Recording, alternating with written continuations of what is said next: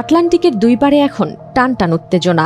একদিকে হোয়াইট হাউসে Donald Trump, অন্যদিকে বার্লিনে জার্মান চ্যান্সেলর ফ্রিডরিখ মের্জ। লড়াই এখন শুধু গুলিতে সীমাবদ্ধ নেই, এর প্রভাব পড়ছে সাধারণ মানুষের পকেটে। জার্মানির অর্থমন্ত্রী লার্স ক্লিংবেইল আঙুল তুলেছেন ডোনাল্ড ট্রাম্পের দিকে। তার দাবি, ইরানে ট্রাম্পের অপরিমাণদর্শী যুদ্ধের কারণেই ঝুঁকিতে পড়েছে জার্মানির অর্থনীতি।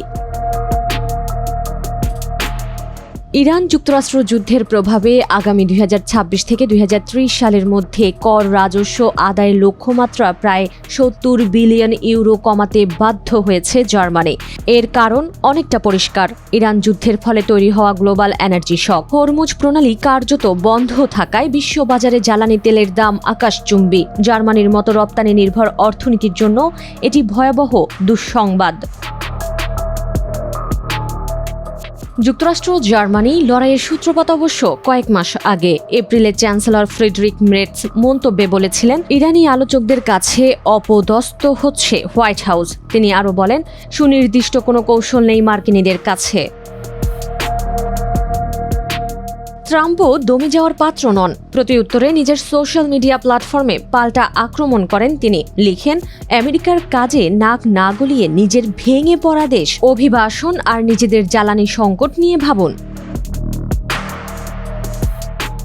এই বাকযুদ্ধের রেশ গড়িয়েছে সামরিক খাতেও। এই ঘটনার পর জার্মানি থেকে 5,000 মার্কিন সেনা সরিয়ে নেওয়ার ঘোষণা দিয়েছে ট্রাম্প প্রশাসন। যদিও এই ঘটনাকে প্রত্যাশিত বলে অভিহিত করেছে জার্মান প্রতিরক্ষা মন্ত্রণালয়। দীর্ঘদিনের মিত্র এই দুই দেশের মধ্যে যে ফাটল ধরেছে তা এখন আর গোপন নেই। গত 28 ফেব্রুয়ারিতে ইরানে যুক্তরাষ্ট্র ও ইসরায়েলের যৌথ সামরিক অভিযান শুরুর পর ইউরোপ ও আমেরিকার দূরত্ব এখন পাহাড় সমান। বর্তমানে ইরান ও যুক্তরাষ্ট্রের মধ্যে সাময়িক যুদ্ধবিরতি চললেও সংকট এখনও কাটেনি। প্রায় 2,000 জাহাজ এখনও উপসাগরীয় অঞ্চলে আটকা পড়ে আছে। ট্রাম্প বলছেন, এই যুদ্ধ খুব দ্রুত শেষ হবে, কিন্তু জার্মানির দাবি, এই যুদ্ধের ক্ষত মুছতে সময় লাগবে অনেক বছর।